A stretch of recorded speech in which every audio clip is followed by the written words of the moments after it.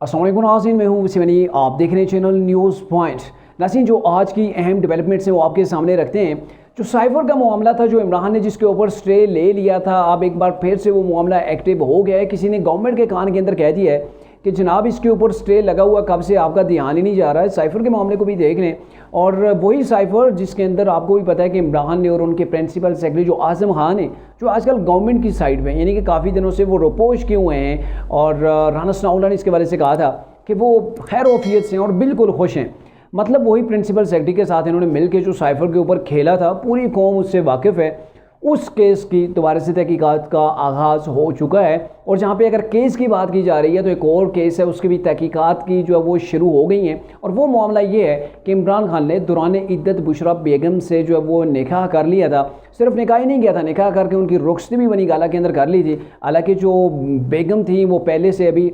उनकी इद्दत ही पहली तलाक से जो वो पूरी नहीं हुई थी, उनकी रुखसती हो गई थी। तो इस मामले को इस्लामाबाद हाई कोर्ट ने इसके ऊपर एक तफसीली फैसला जारी किया है। क्या फैसले के अंदर लिखा है वो भी आपसे डिस्कस करेंगे। लेकिन एक चीज़ हो गई है कि इस केस के अंदर उन्होंने कह दिया कि ये केस काबिल समाअत है, और इस्लामाबाद हाई कोर्ट की जो है वो अंडर ही आता है। तो इस केस का बाकायदा से आगाज़ हो गया है, इसके ऊपर भी बात करेंगे। और जो तीसरी न्यूज़ है वो ये है कि परवेज़ खट्टक जब पैचअप कराने गए थे इस्टेब्लिशमेंट के साथ, उन्होंने मुलाकात की थी। इसके बारे से इमरान ने भी एक ट्वीट किया था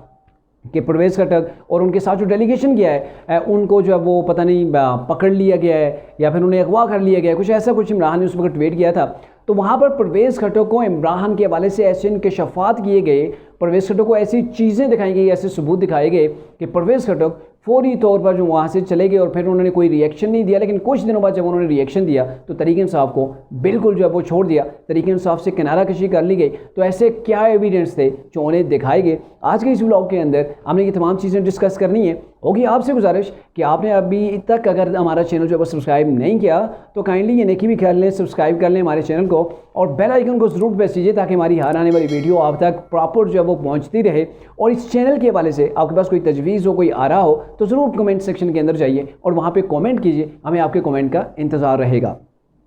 नाज़रीन, वही साइफर की साजिशी थ्योरी जिसके अंदर वो कप्तान कहते थे ना कि हमने जो है वो जम के खेलना है, खेली जाओ साइफर के ऊपर, अमेरिका का आपने नाम नहीं लेना। शायद आपको याद ना हो तो थोड़ी सी मैं इसकी डिटेल आपको दोबारा से याद करवा देता हूँ कि उस साइफर के मामले के अंदर कि अब इमरान के ऊपर कितना बड़ा चार्ज लगने जा रहा है। यानी कि आप अंदाज़ा करें कि ये जो साइफर का मामला है, ये सीक्रेट एक्ट की जो है वो खिलाफ वर्जी है, और सीक्रेट एक्ट की जो खिलाफ वर्जी होती है गद्दारी के ज़ुमरे के अंदर आती है, और इसके ऊपर आर्टिकल 6 के तहत कार्रवाई होती है, जिसकी जो सज़ा होती है वो सज़ाए मौत होती है। तो बड़ा ही सीरियस मामला है, इसलिए आपको तफसील से दोबारा से आगाह करता हूँ कि जब साइफर का मामला उठाया गया था, इमरान को पता था कि वो गवर्नमेंट PDM की जो है वो उन्हें निकालने जा रही है, यानी कि इमरान को गवर्नमेंट से बेदखल किया जाने वाला है। तो उस वक्त इन्होंने साइफर की साजिशी थ्योरी गढ़ी, और इसके बारे से एक ऑडियो भी पब्लिक हुई थी जिसके अंदर आज़म खान और इमरान जो डिस्कस कर रहे होते हैं, और आज़म खान ये कहते हैं कि आप ऐसा करें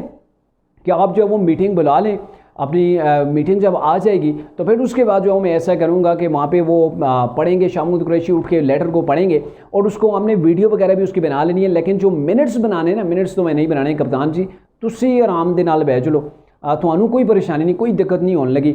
मिनट्स जो है वो मैंने खुद तैयार करने, तो मिनट्स जो होंगे वो हम अपनी मर्ज़ी से तैयार करेंगे। शाह महमूद कुरैशी ने असेंबली वहाँ पे लेटर पढ़ना है, जो शाह महमूद कुरैशी पढ़ेगा वो हमने यहाँ पे ऐड नहीं करना। और फिर हमने ये बता देना है कि ये साइफर है अमेरिका की जानब से जो वो भेजा गया है कि कप्तान को निकालें गवर्नमेंट से, वगरना जो है पाकिस्तान के साथ हम नहीं चल सकते, पाकिस्तान को इसका खमियाजा भुगतना पड़ेगा। ये वो फलाना जो भी वो तफसील थी उस वक्त इमरान ने सरेआम जो है वो लाई थी, और ऐसी थ्योरी उन्होंने गढ़ी थी कि वाकई मान गए कप्तान ने इस साइफर के ऊपर जम के खेला, और ऐसा खेला कि वाकई लोगों को लगने लगा कि वाकई हमारा कप्तान जो है वो एब्सोल्युटली नॉट कहने वाला है। ये तो बड़ी बात होगी कि पाकिस्तान के अंदर एक ऐसा लीडर आ गया जो अमेरिका की आंखों में आंखें डाल के एब्सोल्युटली नॉट कह रहा है, जबकि उसे गवर्नमेंट ही पहली बार मिली। तो ये सारे का सारा ड्रामा आपके सामने था, आपको शायद अब याद भी आ गया होगा। तो उसके ऊपर अब तहकीकात का आगाज़ हो चुका है। गवर्नमेंट के किसी ने कान के अंदर कह दिया, अरे भाई सब केसों के पीछे आप लगे हो, आपके पास टाइम ही कितना बचा है, और जो सबसे अहम केस है उसको तो आपने साइड रखा हुआ है, आपको याद ही नहीं। तो मेरे ख्याल में वो शहबाज शरीफ को कहीं पर किसी ने याद करा दी, उन्हें याद आ गई है। तो अब इसके हवाले से एक अहम एविडेंस गवर्नमेंट के हाथ लगा है, यानी कि पीडीएम की जो मौजूदा गवर्नमेंट है उनके हाथ जो एविडेंस लगा है वो शख्स है जो वादा मुआफ गवाह बनने को तैयार है, यानी कि आजम खान जो इमरान के प्रिंसिपल सेक्रेटरी थे, जिनकी और इमरान की ऑडियो भी लीक हुई थी, तो वो अभी गवर्नमेंट की कस्टडी के अंदर ही कहीं है। क्योंकि आपको मैंने जैसा कि पहले बताया कि वज़ीर दाखिला राना सनाउल्लाह ने कहा कि आजम खान बिल्कुल सेफ एंड जो है वो क्लियर हैं, वो हमारे पास हैं या जहाँ पर भी हैं वो बिल्कुल खुश हैं, मुतमईन हैं। खुश होने से क्या मुराद है कि उनके ऊपर जो चार्जेस लगने थे वो वादा मुआफ गवाह बन के अपना जो उनका गुनाह था वो मुआफ हो जाएगा और इमरान के हवाले से वो गवाही दे देंगे। हालांकि पहले एक ऑडियो आ चुकी है, उस ऑडियो के हवाले से इमरान भी एतराफ़ कर चुके हैं, एक बार नहीं मुतअद्दिद बार जो है वो कर चुके हैं कि देखें ये कितना जुर्म है, कितना बड़ा जुर्म है कि हमारी जो पर्सनल बात हो रही थी मेरी और मेरे सेक्रेटरी के दरमियान वो भी इन्होंने रिकॉर्ड कर ली। यहाँ पर भी उन्होंने एस्टेब्लिशमेंट के ऊपर जो है वो चढ़ाई करने की कोशिश की। ये नहीं कहा कि जो हम जो साजिशी थ्योरी कर रहे थे, पाकिस्तान की सलामती को खतरे के अंदर डाल रहे थे, पाकिस्तान और अमेरिका के दरमियान हालात कितने कशीदा होने जा रहे थे, तो ये चीज़ें सारी उस वक्त कप्तान ने जम के खेली और उसके ऊपर आप गवाह भी तैयार है जो वादा मुआफ गवाह बनेगा। और इसके ऊपर आपको सज़ा मैंने पहले बताई है कि आर्टिकल अगर 6 लगता है तो आर्टिकल 6 के ज़ुमरे के अंदर कप्तान को सज़ाए मौत भी हो सकती है। और जो दूसरी बुरी न्यूज़ इमरान के वाले से आपको बताएं वो बड़ी भयानक किस्म की है, यानी कि ये पर्सनल मैटर है इमरान उनकी एहलिया बुशरा बीबी का, लेकिन एक तरह से पर्सनल है, लेकिन लीडर की कोई चीज़ पर्सनल भी नहीं होती। वो मामला ये है कि इद्दत के अंदर, जैसा कि आपने कई माह से ये सुना हुआ है कि इमरान खान ने इद्दत के अंदर, यानी कि उनकी जो वाइफ थी, उनको जो पहले डिवोर्स हुई थी उसकी इद्दत अभी पूरी नहीं हुई थी, उससे पहले ही उन्होंने निकाह कर लिया था। और उस वक्त जब ये न्यूज़ ब्रेक हुई थी उस वक्त ये कहा गया था कि इमरान को बुशरा बीबी ने इस चीज़ के ऊपर मजबूर किया है कि आपने जब वो 1 जुलाई मेरे ख्याल में 1 जनवरी थी, 1 जनवरी को आपने हर सूरत निकाह करना है, नहीं तो आप प्राइम मिनिस्टर ऑफ पाकिस्तान नहीं बन पाएंगे। यही जादू टोना, इन चीज़ों के पीछे पड़ के कप्तान ने अपनी जो है वो ईमान का सौदा कर डाला और बुशरा बीबी से निकाह कर लिया। और उस वक्त के जो निकाह ख्वां थे मुफ्ती सईद, उन्होंने बरमला आके टीवी के ऊपर भी कहा है, उन्होंने कोर्ट के अंदर भी इसके हवाले से जो वो गवाही दी। और आज इस्लामाबाद हाई कोर्ट ने, पहले लाहौर हाई कोर्ट ने इस मामले को नाकाबिल समात करार दिया था, लेकिन इस्लामाबाद हाई कोर्ट ने इस मामले को काबिल समात करार दिया है और इस बेस के ऊपर कहा है कि बनी गाला चूँकि लगता है जी इस्लामाबाद के साथ लगता है, तो अब जो है वो इस्लामाबाद हाई कोर्ट इस केस की जो है वो समात करेगी। और एक तफसीली फैसला जो 9 तकरीबन सफ़ात के ऊपर मुश्तमिल है वो जारी किया गया और उस फैसले के अंदर लिखा गया कि मुफ्ती सईद के मुताबिक 2 बार निकाह पढ़ाया गया। पहली बार जब निकाह पढ़ाया गया तो 1 जनवरी को पढ़ाया गया और दूसरी बार जब निकाह पढ़ाया गया तो वो फरवरी का महीना था। यानी कि जो पहला निकाह हुआ तो उसके अंदर इमरान की जानब से मुझे बताया गया कि ये निकाह जो है वो इद्दत के अंदर हो गया था, तो आपने इसको दोबारा से निकाह करना है, तो दोबारा से निकाह हुआ। जबकि पहला जब निकाह हुआ था तो बुशरा बीबी का लाहौर के अंदर हुआ था, दूसरा जो निकाह हुआ इनका इस्लामाबाद के अंदर हुआ है। और पहले निकाह के वक्त वो लाहौर निकाह करके इमरान के साथ रुखसत होके बनी गाला के अंदर आ गई थी, दोनों एक साथ थे। तो फिर आप अंदाज़ा लगा लें कि यही कप्तान है हमारे, और जो अपने आप को रियासत मदीना का दावेदार कहते हैं, जो इय्या का नअबुदु व इय्या का नस्तईन के कुरान की आयत से अपनी तकरीर का आगाज़ करते हैं। हाथ में उनके तस्बीह होती है, कौम को मैसेज दिया जा रहा होता है कि उन्हें बड़ी इस्लामी शख्सियात की जो है वो उनकी तालीमात दी जा रही होती हैं। पता नहीं कप्तान को ये इस्लामी टच की क्यों नौबत आई, जबकि जो उनकी ओरिजिनलिटी थी, जो उनका असल फेस था, वही पब्लिक के सामने रखते तो शायद उन्हें आज इस तरीके से मुंह छुपाना ना पड़ता और यूं आवाम के सामने, यूं बड़ी महफिलों के अंदर, यूं कोर्ट के अंदर जाके वो यूं बदनाम ना होते। कभी तो टेरियन का केस है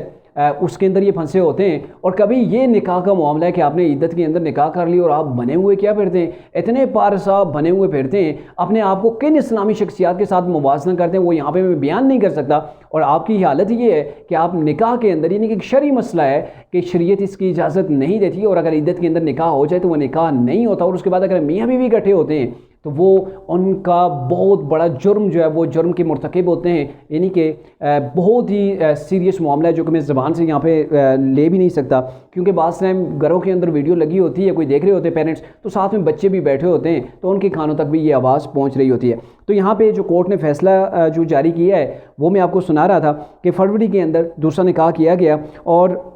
बुशरा बीबी बनी गाला के अंदर पहले निकाह के साथ ही जो है वो इमरान के साथ जो है वो शिफ्ट हो गई थी। तो अदालत ने ये कहा कि मुबैना तौर पर ये जो निकाह है ये जुर्म का इसके अंदर इर्तिकाब है, और मियाँ बीवी एक साथ रहना ऐसी हालत के अंदर ये कानूनी निकाह का जो है वो उसका गैर कानूनी निकाह का जो वो नतीजा है। और ये इन्होंने कहा कि ये मामला अदालती जो है वो कार्रवाई का हिस्सा बनेगा, क्योंकि ये सुप्रीम जो इस्लामाबाद हाई कोर्ट है उसके हियाता के अंदर ये केस आता है, तो पहले लाहौर के हियाता के अंदर नहीं आ रहा था, उन्होंने इस केस को छोड़ दिया था। लेकिन अब इस्लामाबाद हाई कोर्ट ने कहा जी इसके ऊपर जो है वो अब आगे सुनवाई होगी, और इस्लामाबाद हाई कोर्ट ने तहरीक इंसाफ के चेयरमैन और उनकी बेगम बुशरा बीबी को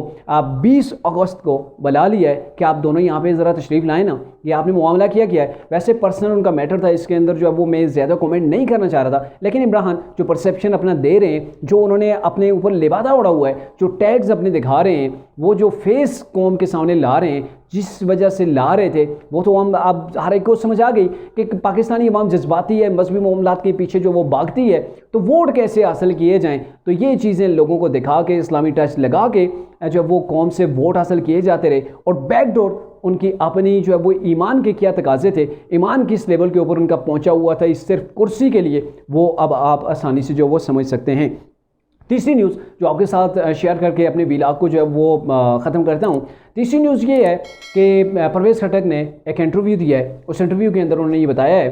कि मेरे ख्याल में मेहर बुखारी को उन्होंने ये इंटरव्यू दिया है। उस इंटरव्यू के अंदर उन्होंने ये बताया है कि जब वो पैचअप करवाने फ़ौज के पास गए थे, तो फ़ौज ने उन्हें बैठा के वहाँ पे ऐसे एविडेंस दिखाए, ऐसी चीज़ें दिखाई इमरान के ख़िलाफ़ कि वो चूक गए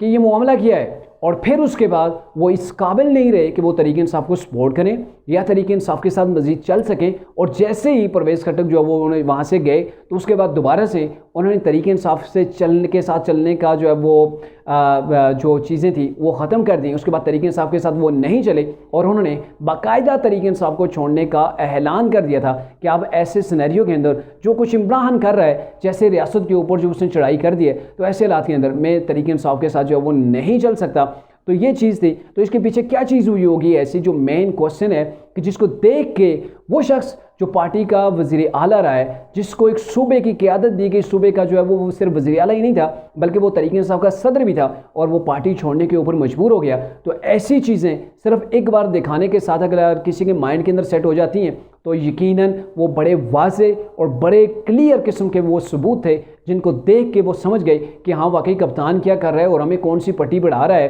कैसे कप्तान ने पाकिस्तान के अंदर बगावत की। ये सारी चीज़ें तो पब्लिक के सामने हैं, लेकिन इदारों के पास इसके वो एविडेंस हैं जो शायद पब्लिक के अंदर जो है वो बात न की जा सके, या पब्लिक के अंदर आना वो बेहतर नहीं है इस मुल्क के लिए। ऐसे एविडेंस वो मौजूद हैं, और उन्हीं एविडेंस के ऊपर गौर व फिक्र किया जा रहा है। उन्हीं को जो है वो एविडेंस को जो है वो मुख्तलिफ लेवल के ऊपर उनकी जांच पड़ताल की जा रही है, ताकि जब केस बने तो स्ट्रांग बने, ताकि इमरान की गर्दन कानून के हाथ से न निकल सके।